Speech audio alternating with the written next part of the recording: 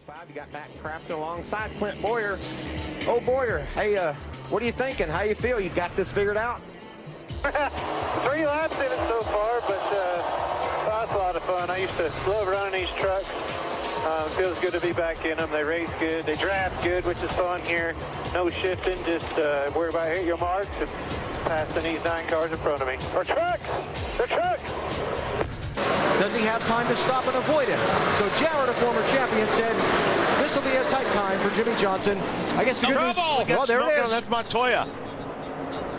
He's got. I think he ran in the back of someone and knocked the. I think he ran into his teammate. Yeah. And knocked the left front fender in. It's Casey Mears in the 42. Juan in the 30. And see how your heart just jumped? Yeah. Jimmy Johnson just did the same thing when he saw that smoke. And that left front tire is going to go down. It already looks like it's halfway down now.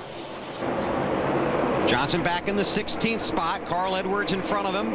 Although Robbie Gordon, he's racing hard to be the lucky dog. Boy, they're racing all over the place right now. The green car, Burger King, is Bill Elliott, driving for Michael Waltrip Racing.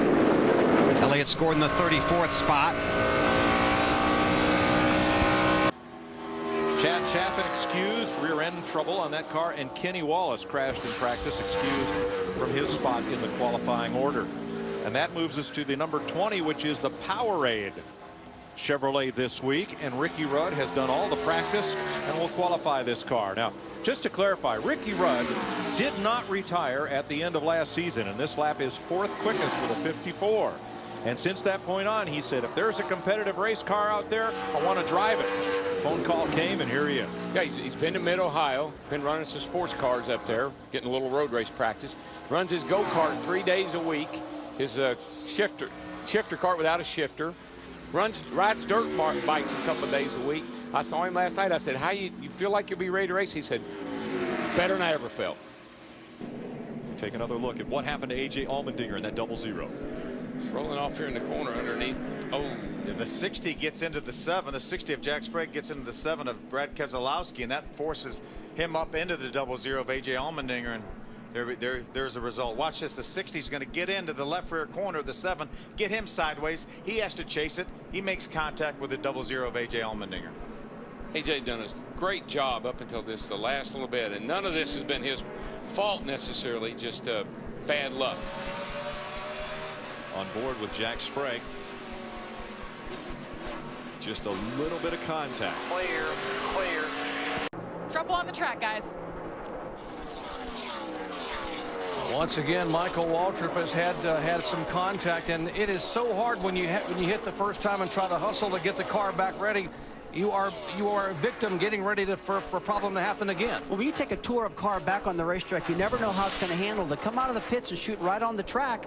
Look at there, he loses the nose on this car again, guys, and it looks like he's got something bottoming out, Andy, that's causing him. People to watch. Remember, it's Clint Boyer aboard that 20 car, the yellow 20 for Joe Gibbs Racing tonight. Subbing in, Denny Hamlin not driving tonight because of some back injuries that he's protecting for tomorrow night's Sprint Cup race. Separated are Harvick and Cole Witt, and Boyer's going to go to the point. So, pretty hard banging right there as those cars got hooked up. You see that Kyle Busch got separated from the one car. Still hooked up in front, Jason White and Kurt Busch. 5 laps to go. I believe if I was Kurt Busch, I might take a break right here, maybe cool my engine down a little bit. If they've got to bust apart way ahead of the pack will have such a run on them.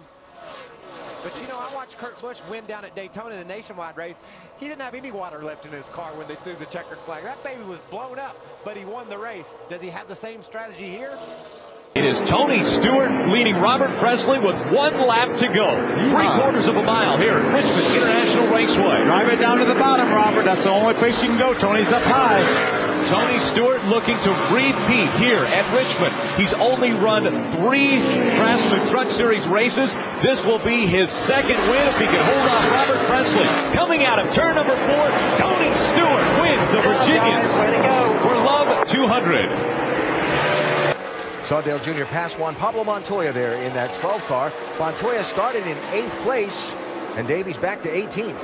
You got to feel bad for him, Alan, after talking to me this morning and saying, if we can just keep our track position and move it forward, that'd be great. Well, he started 8th, as you saw on the graphic, all the way back to 18th. The car just way too loose for Juan right now, and he's going the wrong way, losing all that track position. Once again, immediately after the race, we've got Fox Sports Live to catch you up on all of the happenings around the world in sports. Our champion, the 88s of Matt Crafton.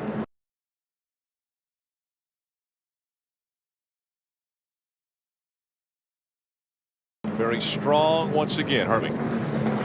Going down the backstretch, Hornaday stretching his lead over Bodine. Watch Crafton in this 88 truck, though, through 3 and 4. Now hard charging is Todd Bodine coming out of turn number 4. In 4 starts, this will be his 3rd win in the Camping World Truck Series. Casey Kane wins once again. 2nd win in a row for that 18 team led by Eric Phillips. Casey Kane, the first driver to ever win 3 of his first 4 starts.